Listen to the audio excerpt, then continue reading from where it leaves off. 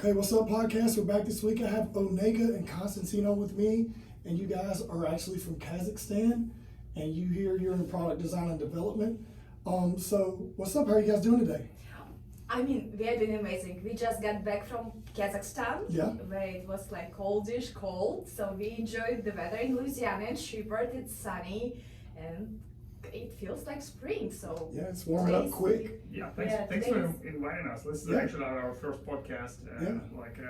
We've never done the thing before, so it's going to be an interesting experience. Oh, you've done it? Yes, oh, yes, definitely. you've done it. Oh, she's done it. This is my first time. This is the first one. Okay. Yes, so it's yours to be. Well, so you guys are from Kazakhstan. How old are you guys? So I'm 32. Okay. I'm 33. 33. Okay. Now, Onega, how did you start out, like from a younger age into where you are now, and how did you meet this gentleman here? So I love this question. So as you mentioned, I'm from Kazakhstan, right? I went to school there. I got my bachelor degree in mechanical engineering at our university in my city, Karaganda. Basically, this is where we met with Konstantin. So we are from the same city, from the same school. And back in 2010, our university back home had a good relationships with Louisiana Tech University. Okay. So they had joint visits, staff, dean actually of engineering from Louisiana Tech visited our university, and Konstantin, when he was doing his master degree, was sent here as like professional exchange, right? And he was offered an opportunity to come and get his PhD, and because we were dating, it actually took him quite a while to convince me to come to the States. Because it was like, it's a cool idea, but I don't have any English, I don't have like anything over there, and have everything back home. So this is how we ended up here in the States, in Ruston, Louisiana, because of the research and development relationships between our universities. Okay. Yeah, what else after that? I went to school, so he was doing his PhD in mechanical engineering or some other nerdy stuff. I was doing my master degree in engineering and technology management, which was quite fun. It was quite fun because I was like, as I mentioned, I didn't know any English, so I was, in addition that I learned English within 6 months, I was like translating from English to Russian to get what they were trying to teach me, and from Russian to English to try to explain what I'm learning. Yeah, so basically I graduated in 2013 and joined the industry. So it was quite a journey, fast moving. We came here in 2010, and in 2013 I was let go to a business world. Okay, and you guys have been here since then, full time? Yes, so I travel home quite a lot. Right.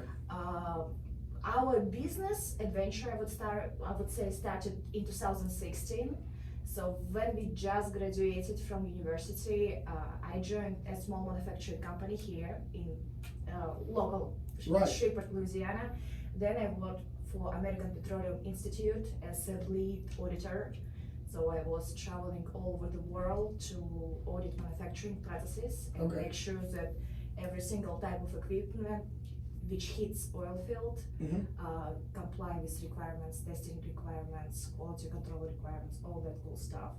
So I was doing that plus private consultancy till 2016, and this is when we made the decision to quit our full-time jobs and dedicate ourselves to our first baby, our first venture. Yeah. We don't have kids, so. Hey, I'm the same way. I don't have one either. My business is my baby, so I understand. So it's a baby. It's something what we live for, I would say. Yeah, I guess this is my story, and I love being a person who has two homes, Yeah. So this is my home. This is where the States, even Louisiana and Shreveport, this is where I became an adult. Okay.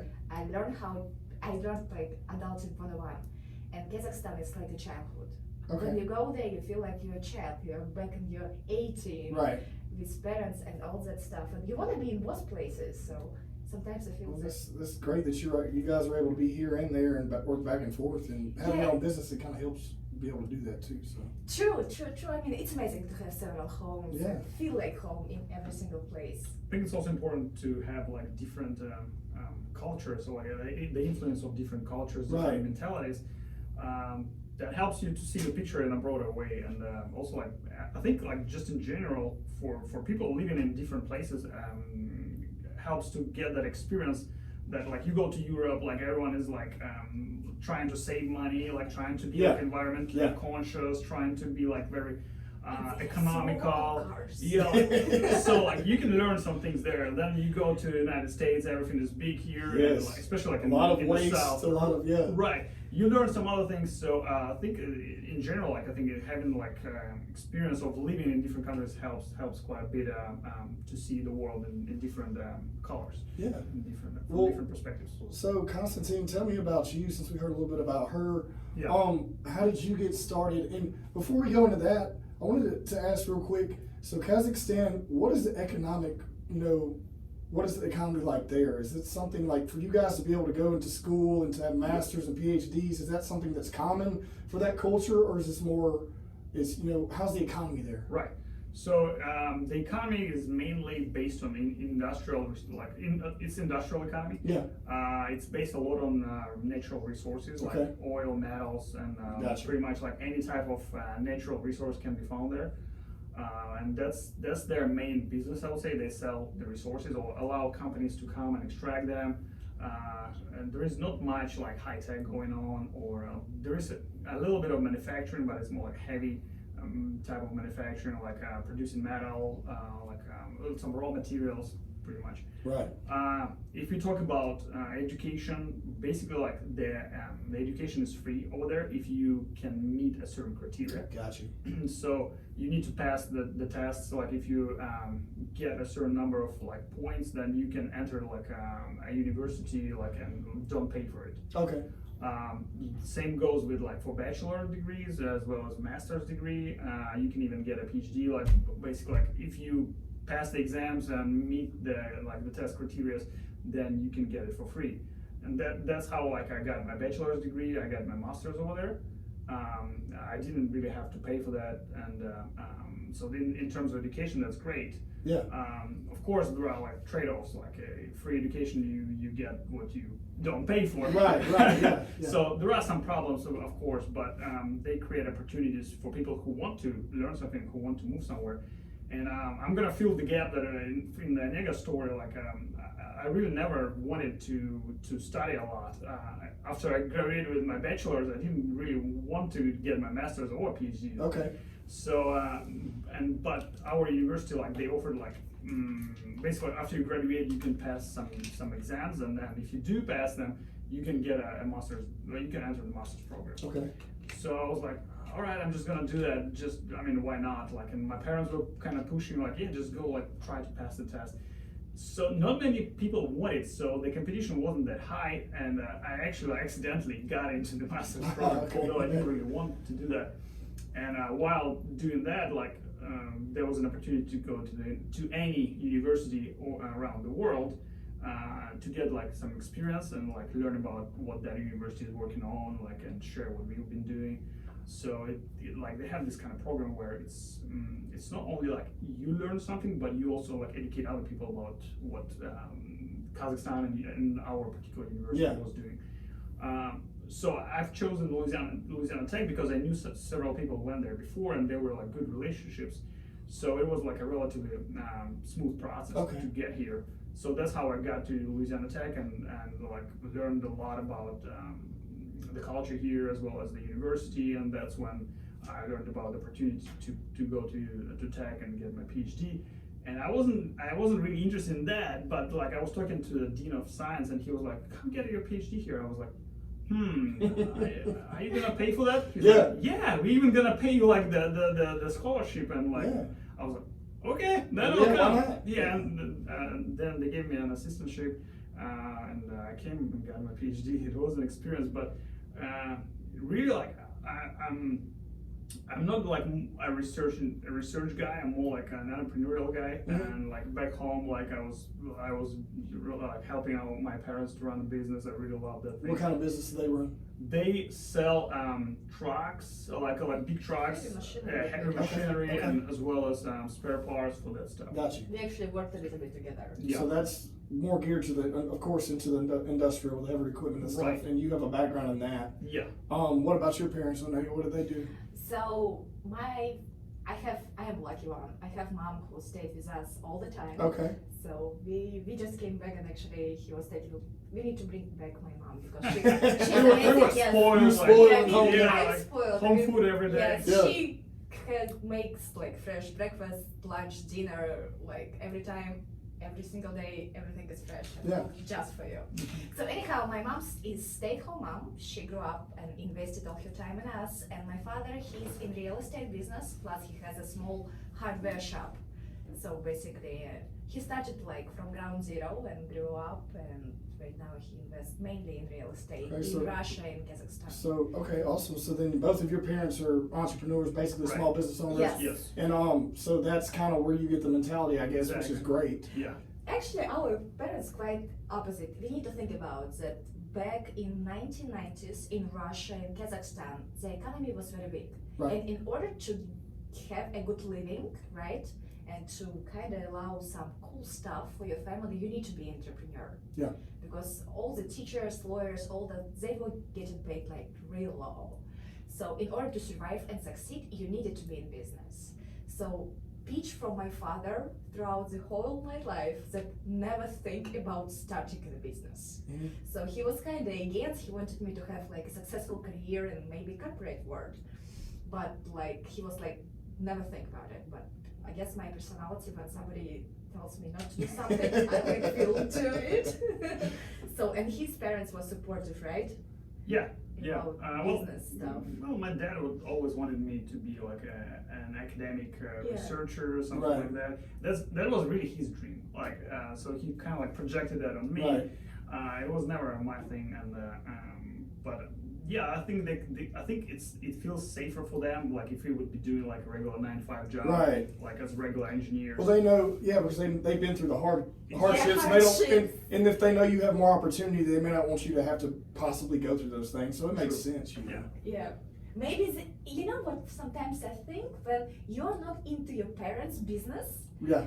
they kind of feel jealous for you to go and Right. start your own. Maybe That if, makes sense. Yes, if you will join a family business, then yes, go forward. Yeah. Do everything you can. But if you're kind of thinking about launching your own or going somebody else, it's like always some type of like this feeling of jealousy. Yeah. Why wouldn't you come and help ours? Yeah. Right, exactly. Yeah, why do you have all this passion to go do something else instead of Yeah. and Let me support pass it to the you. whole Like, team, yeah, I've been building this now. We can take over. There's so much opportunity now versus like you said in the 90s and stuff. So it's just honestly, I've noticed a lot, and we talk about a lot of real life experiences and stuff.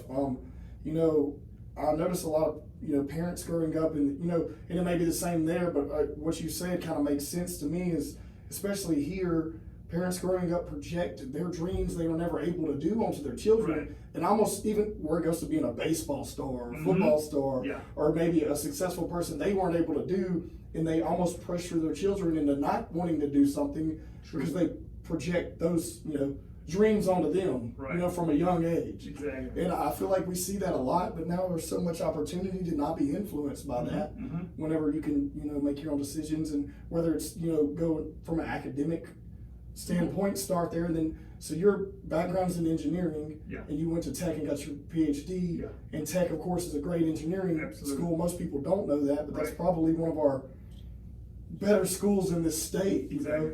And just for engineering, it's crazy. But so you had, you said you work into like the warehouse manufacturing. So yes, the company name is Wellworks. Yeah. They build oil Right, field oil and gas, equipment. yeah. So Yeah. it's like something that goes on a surface to control the pressure and Yep. flow. I'm very familiar. I was in oil and gas for 9 years. Okay, so Before yeah, we started they this. built a wellhead equipment, Yeah. and I helped them to get their API 6A licenses back.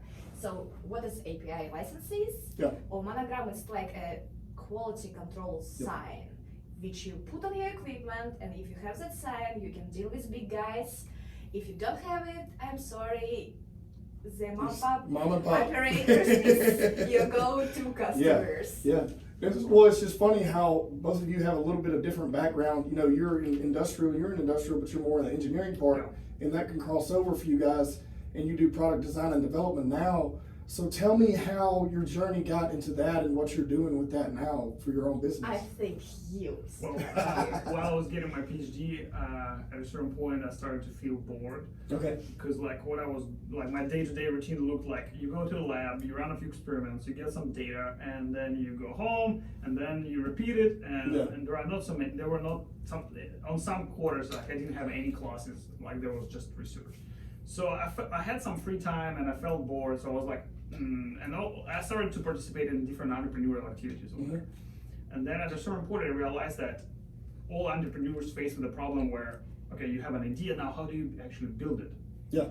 And they go to some people to actually build either an app or a hardware product, like whatever they're trying to launch. And I realized, well, we have like a whole school of engineers, right? Like, so I was like hanging out with entrepreneurial guys. Yeah. But we also we are engineering school essentially, like tech. So why don't they just collaborate with each other and like let engineers build stuff and entrepreneurs can launch it? So that's how like an idea of starting a student organization came to my mind, where we would gather students with different majors who would work together on actually like building some stuff, and who knows, maybe some companies would spin out of that. Yeah. And that's what we did, and like there was a huge interest. I think at a certain point we had like over 40 members with different degree, different majors. I was kind of surprised that even people from HR, psychology were interested in Yes. it. It's very interesting. So product design and development, it's very broad thing, right? So it can include marketing and all that stuff. But people from HR and psychology, I guess because they wanted to understand how people behave during the development stage, or maybe how consumers react to new products. So it was like a huge surprise for me when I saw students from HR there. Right, and also like the organization itself. How do you control 40 people? How yes, do you cross-functional make sure they team management, communicate? which is kind of a key thing. So, but I mean, like we've done a few projects, and we even had some people coming from outside of the university asking us to build something for them. And many of them had like different inventions they came up with, but didn't have a prototype. So we worked on a few projects like that, and at a certain point I was like, that could actually be a business. We can actually be making some money on that. Right. And that's where the idea came to my mind, but at that time I still needed to graduate, and I still needed to make some money to be able to start the company. Right. So I graduated, and like before graduating, I found a job. I was an R&D engineer at another oil field, another like a manufacturing company in Shreveport. Yeah. That was making some like equipment for oil and gas as well. And so while working as an engineer there, doing some design and analysis of their equipment, I was working on the projects on the side essentially, and helping the student organization to run as well. But at that time they already got a new president, and like You had so much time because I'm on the road 5 days. I was on the road 5 right, days. and then I was traveling, so I had time after work. So I was working on the projects, like building the clientele. Yeah. And I think 2 years after about 2 years, I had enough side projects going to actually like support our income. And so that's when we decided like we either continue doing these, and then I'm just gonna be erased from this world because it just takes so much energy and time, or we just go like full blown on the entrepreneurial side and start a company. And we always wanted to start a company, just kind of like we're waiting for the right moment to do that. And I think I would love to add here that the right moment was actually in some way due to Louisiana Tech. So first of all, Louisiana Tech supported quite heavily the idea to start this organization as a student organization. And at that time we have a technology to produce low-cost graphite and do a special type of shielding, like it's a coating to prevent someone from stealing your data from your phone or anything. And in April 2016, Louisiana Tech gave us innovation grant. So they gave us some funds to continue the development of our student organization and that technology in particular. and that was our kind of final, like I believe in science, and like you need to see these positive things Yeah. happening because everything happens for a reason, and I guess that was one of the main pushes that Yeah. yes, in fact, we needed for this region. Louisiana Tech see the value we can bring to entrepreneurial community here in the state. So it was like, yes, this is the time to do it. Yeah. Because I mean, we already had a capital, and plus this, like the positive confirmations that yes, we are needed here. So yeah. Well, that's good because you're able to, someone coming in outside, a lot of people look down on that because they may be jealous or whatever it may be, or envious, but you're able to bring something in, collaborate, and then you're starting something to help everyone, and then you're also able to work on your side, I call it Yeah. side hustle, Yes. what your passion is Right. while you're doing your full-time job, and grow that enough to where you can let go and just do that. Yep. And I think a lot of people love the term, and I use it loosely now because I get so tired of hearing entrepreneur or seeing that in someone's Instagram profile when they're really not doing the work, Right. because it's a full-time job, It is. all day, all night. Yeah. Like you said earlier, like I always say, it's my baby, it's your baby. It is a full-time job, and you have to put in the work. And a lot of people want to say they want to do it, or they're even the people that really have the ability to do it, but they're scared to take the jump. Mhm. And I think the best advice to do it is to start off small, Yes. make all the relationships, do it as your side hustle until you're comfortable. Right. I did the same thing. I was in oil and gas for almost 10 years, and we started our marketing company, but I had a year to ease into it Yep. and develop the relationships before I was like, okay, I can quit this industry and now do what I love. Right. And I think that just you saying that, I love hearing that because it's like people need to hear that. Yeah, I mean, you can be a decisive person and just like jump straight into Yeah, water. man. It's dangerous. It's hard. And, Yes. I mean, you may You don't have survive. funding. You don't Yeah. have your relationships. Exactly. You don't know how much work it is. Mhm. You just like the idea. It's scary, and so I think that is the best approach. And being you're from a completely Right. different culture, Yeah. and you have the same standpoint on it, makes me feel awesome about it. Right. It just does. I get excited about this stuff. Actually, last week we went to Houston Tech Radio Week. It's like a series of events, and there was a lady from Capital Factory, Mhm. and she was talking about angel one-on-one investing. So Yeah. right now in South region, Texas, Arkansas, Louisiana, angel investing is just taking off. Yeah. So they're learning about it, and she gave a very interesting stat. In order to raise seed capital is to build your minimum viable product or just to prove your concept. The data shows that you need to be in business at least 2.9 years, meaning that you need to hustle using your 3F, friends, family, And fools. fools. Yes, yes. Which could be the same people, right? Which could be the same people, yes. Yep, and you need to show this 2.9 years as an evidence that you are kind of committed, Yeah. that you can Yeah, that's a good execute. point. Like committed. Yeah. Yes, you need to be committed, and even like when you want to raise money, you still need to show that you are ready to work.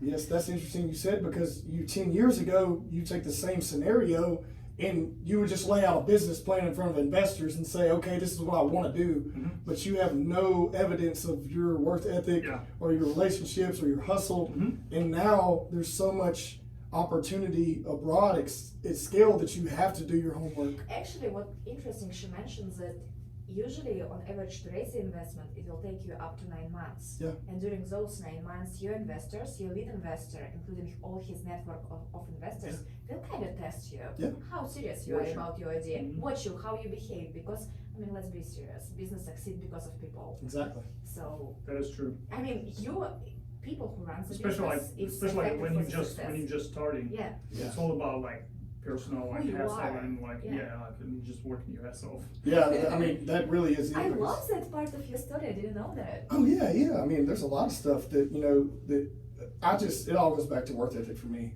Whether it's driving into your education and then getting into the business world, you have a master's degree, you have a master's PhD.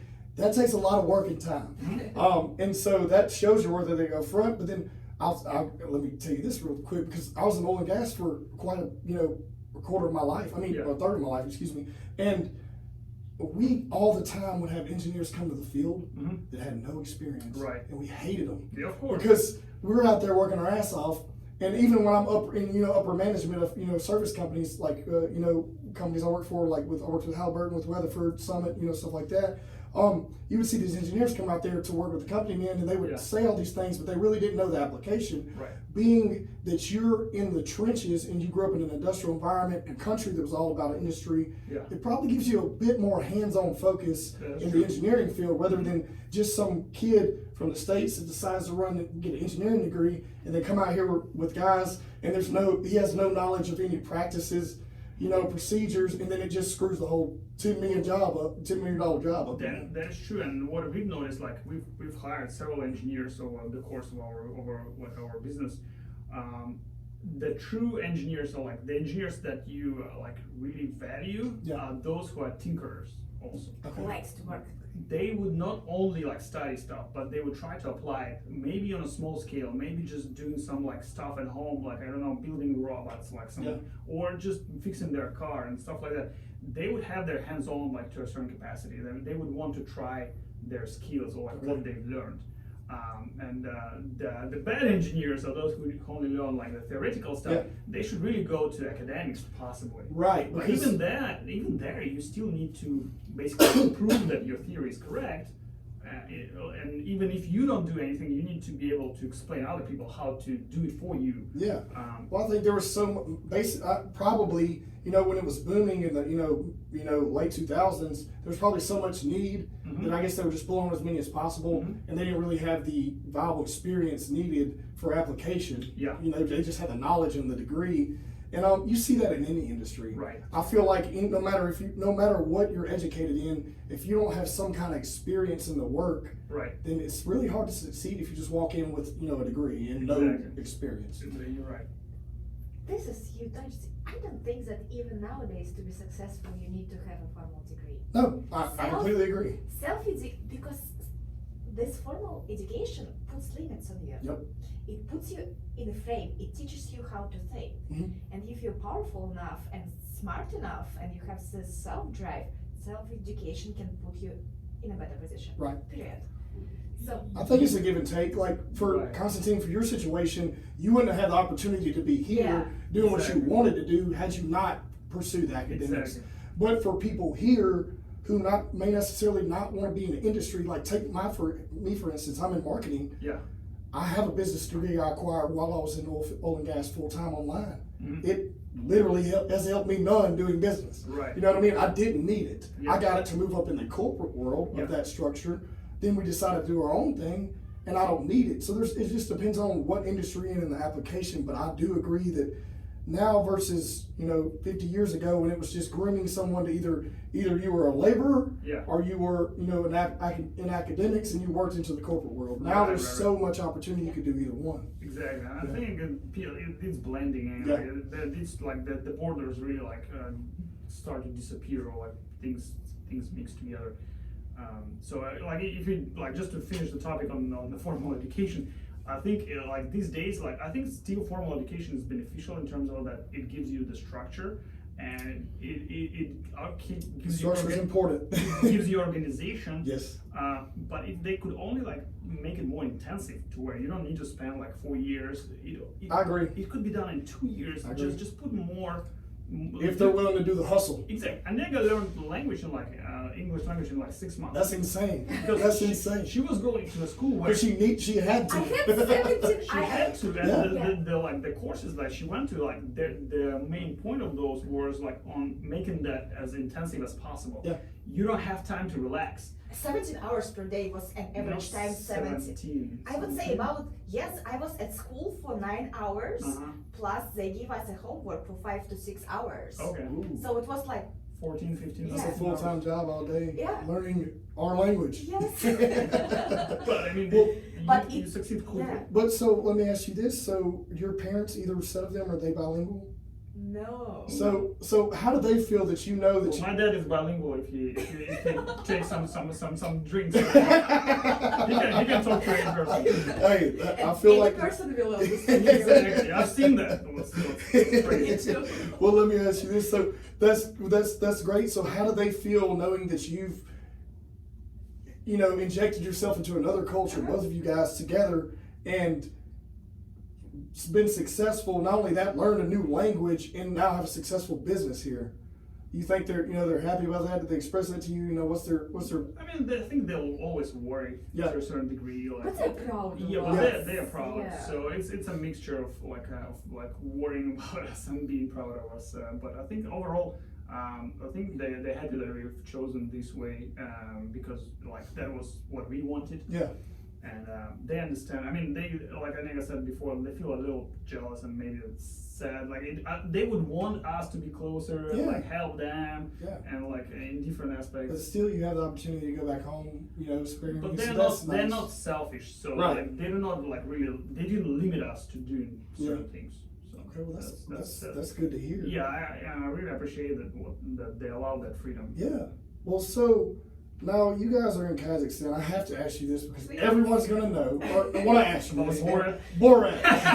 I love So, that movie. well, okay, you love it. Well, so I heard that he was banned from the country for making that movie. Is that even true? So it was filmed in Romania. Okay. So Okay. it's not even. It's made- not even. It's not even. But how close does to- okay? Well, so how do people in your culture see that movie? Are they offended by it or is They it love it. comical? No. There are two types of people. Okay. One that is offended, the Yeah. other one that just like it's funny. Yeah. It was the best PR campaign for Kazakhstan. Well, that's what I'm saying because I've They never need heard to of the country. thank Borat. Yeah, and that it literally puts your country on the map. Yeah. For people in this area who didn't know about it. I was a little upset though when I saw it the first time because it wasn't funny. Right. What? Yeah, well, when you watch it in Russian, they lose a lot of funny stuff when they translate it. Yeah. So like they lose all the accents, like all the like stereotypical Right, phrases, right. and that like my wife and all that. Yeah, stuff, yeah. like, high five. When you watch it in English, it's a totally different story. It's hilarious. Right. But I think you also need to have that experience. Like you need to absorb these stereotypes being here. Right. Yeah, and I think it was it's just interesting. He's an interesting character in himself. Yeah. But the movie, I went back and watched it, a few years back, and I just thought it was funny because it's kind of showing an immigrant into this area, Yeah. and I know it's supposed to be funny, but it's also they run into challenges with not knowing how to express themselves socially with our culture, and I think playing on that can be centralized and not so offensive. Yeah. You know what I mean? And you're right. I mean, for example, for us, it was a little difficult to absorb the idea of networking Yeah. because it's different here than it's over. Okay, well, please tell me that because I was like, that's how we got on the map was networking. That's how I met you guys. Yeah. So like back there, I mean, and now it's changing. It's becoming more like American type of like networking. But back home, like you don't. I mean, it's not common to come to an event where you don't know anyone Okay. and start introducing yourself.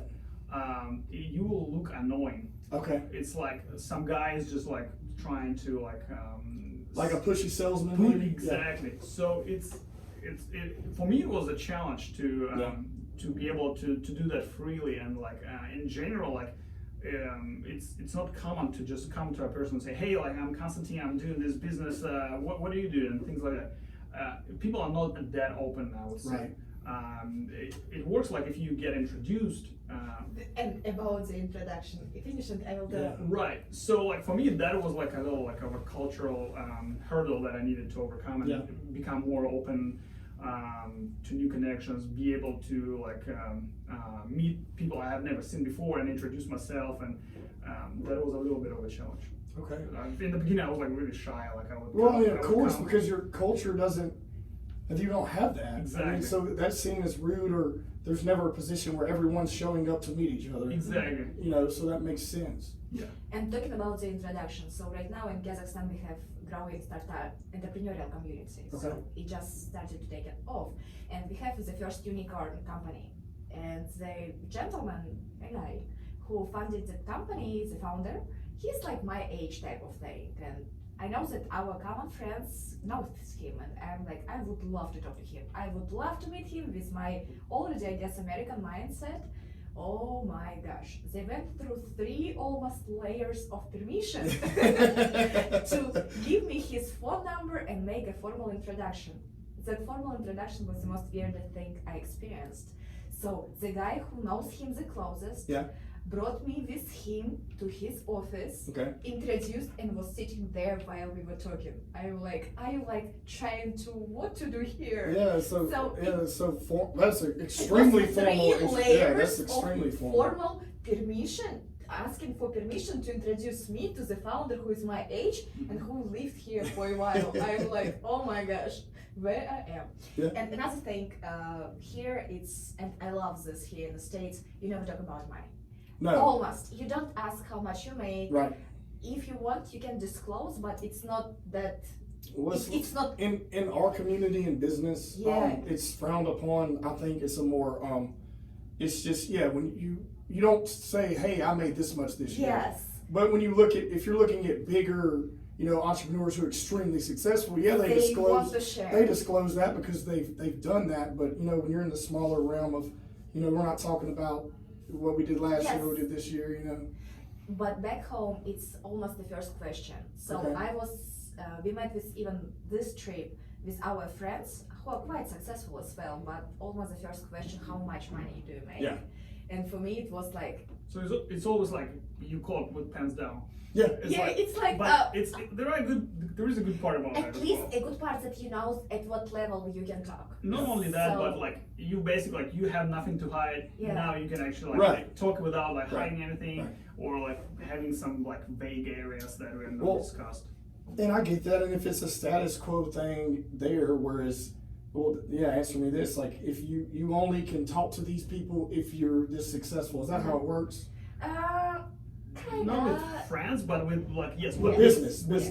yes, it But is. in the States, There are layers. and that's how it used to be, and I think it's being a bit more neutralized and open now to Yeah. where somebody wants to give that person who doesn't make anything a chance just because they see opportunity.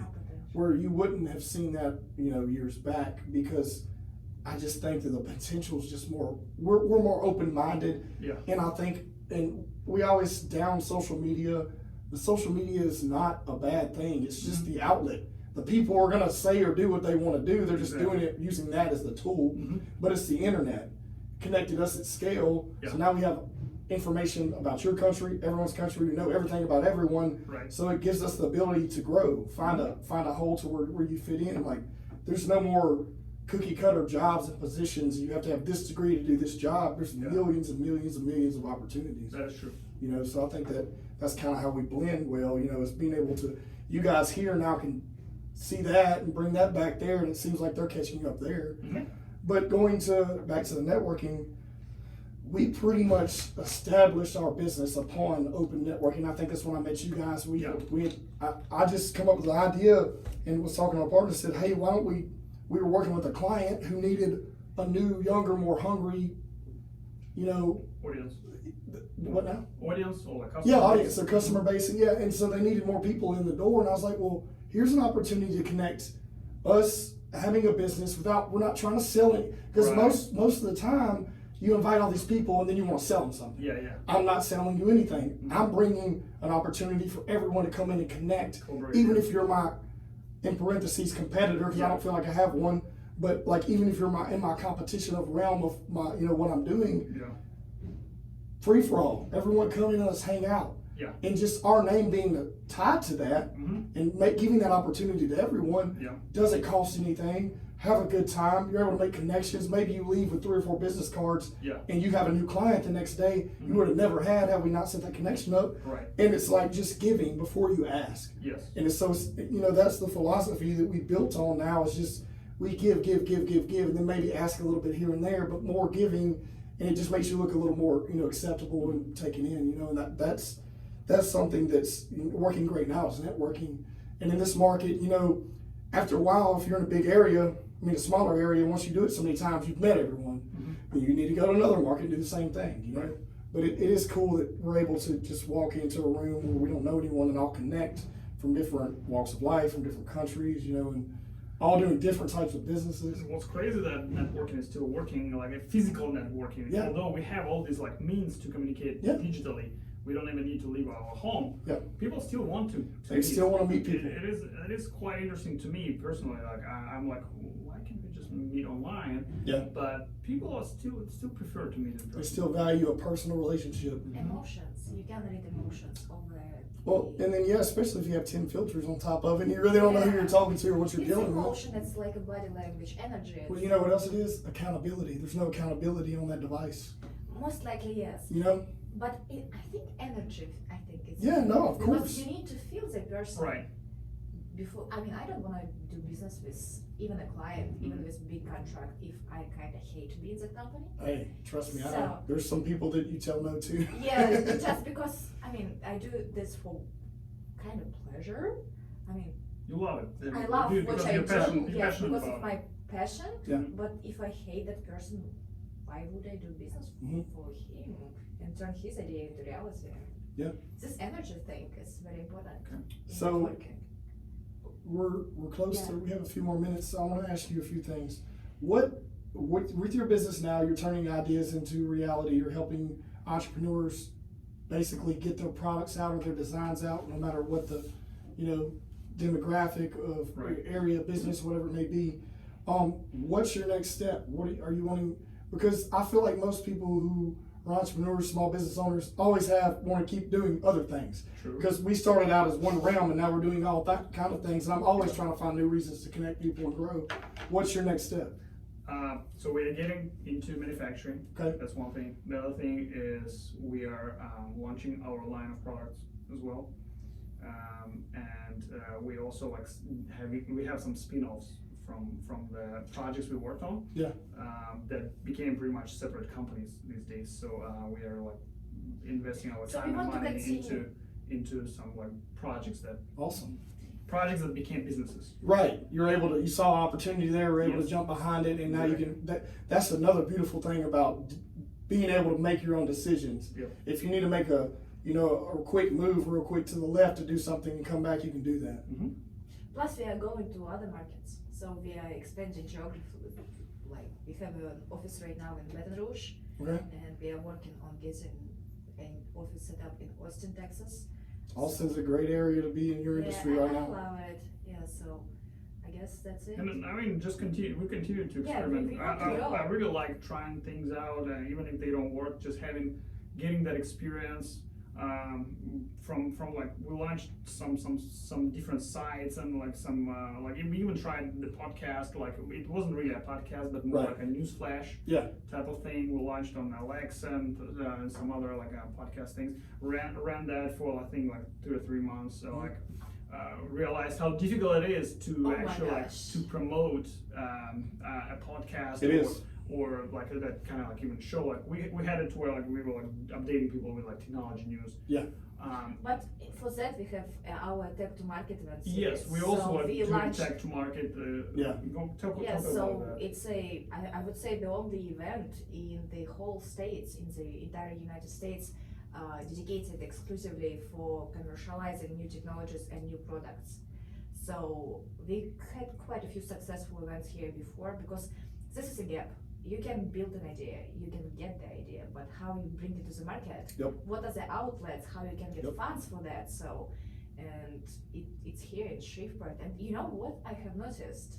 That for people out of state, will it be Texas, Oklahoma, Arkansas, the fact that such type of event, something unique, unusual, and needed, Mhm. takes place in Shreveport, makes it more interesting. Yeah.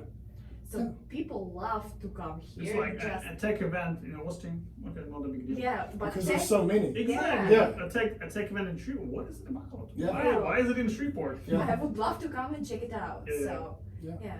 so it's kind of cool to be able to grow and, as you're right, make a decision on the fly. Yeah. What do you want to do next? Well, now I have something for you guys, and I looked up. So I want you to answer this because the power of Google here, because I have no idea. Uh-huh. So I looked up, and I did not get this, but I just want to ask. I looked up for you for men what men enjoy drinking in Kazakhstan, and of course, being Russian, it would be vodka, is what it said. Am I right there? Mhm. And then they said for ladies, it would be cognac. Is that true or not true, or what is the female preferred drink? Is it still vodka? Oh my gosh, no. Okay. Yes, for some. Okay. Mainly females drink wine, Okay. cognac. some like vodka, whiskey. So it's more like here, you know, like Okay. I don't say that there is like a stereotypical drink every female drinks. Yeah. Like, Well, I've noticed like cognac was popular amongst men as well, but this Okay. time we've been there and look, we met with several friends and had a few drinks. It's not popular anymore. Okay. People still drink vodka Yeah. and I mean beer, of course, Yeah. and what else? Oh, and rum is like Rum? another trend. so well, I got you guys something because I like to get my guests gifts. Oh, thanks, man. But I didn't get vodka because I didn't want to be stereotypical. Yeah. uh-huh. I got you this wine, and I've seen you guys drink wine at events, so I was hoping you would Oh enjoy my this. gosh. So this is a red blend, and I've got a few guests this brand before. Mhm. It's called Slow Down Wines, Uh-huh. and I want you guys to know this guy was an entrepreneur, and he started this company in his college dorm room making wine in his bathtub. Nice. In his bathtub. Yes, in his dorm Wow. room. Okay. And he grew it into a successful company, and this is stand out because, of course, the name of it's a red blend. You guys stand out in the community. Thank you. I wanted to give you Thank something that that kind of went along with that, but also know that it's a small business, Mhm. but it's a great wine. I've heard a lot of good feedback on it. I have not had it yet. I'm not a wine guy, I'm more a whiskey and Uh-huh. tequila guy, but so I just want to Thank give you. you guys something. Thank you so Thanks. much. Yeah. It's so unexpected. Thank you for having us. Yeah, of I course. enjoyed the conversation. Well, real quick before we end, is there any advice that you may want to give to any of my listeners? And keep in mind that, honestly, I have every type of listener on here. It's not just Yeah. business people, it's anything. Yeah. And being that, you guys are from another culture, you've dealt with diversity, hard work, what would be your advice to get back to anybody that's In the listening? midst of my preparation for Ironman, I would say that anything is possible. Yeah. Business is a marathon. It's not a sprint. How much efforts you put into it, that much results you will get. So just stick with what you want. Be consistent. Give back to people who gave you first, or give it first to them, Yeah. so they will come back to you. But anything is possible. Dream up and put efforts, and you will get it. Period. I mean, I like the sound of Nothing it. is I would just say like don't be afraid to experiment with stuff. Yeah. Like try things out. Like if you have an idea, just give it a try. Get to a certain point, like you'll learn a lot, even if you fail. Like it's. I mean, you'll use that experience later at a certain point anyway. I agree. I love the defeat to then discover the win, because the win is actually way more appreciated than, Yeah. Mhm. in my opinion, anyways. Well, thank you guys so much for coming on, and everyone, please subscribe to the podcast. Thank you. That's it.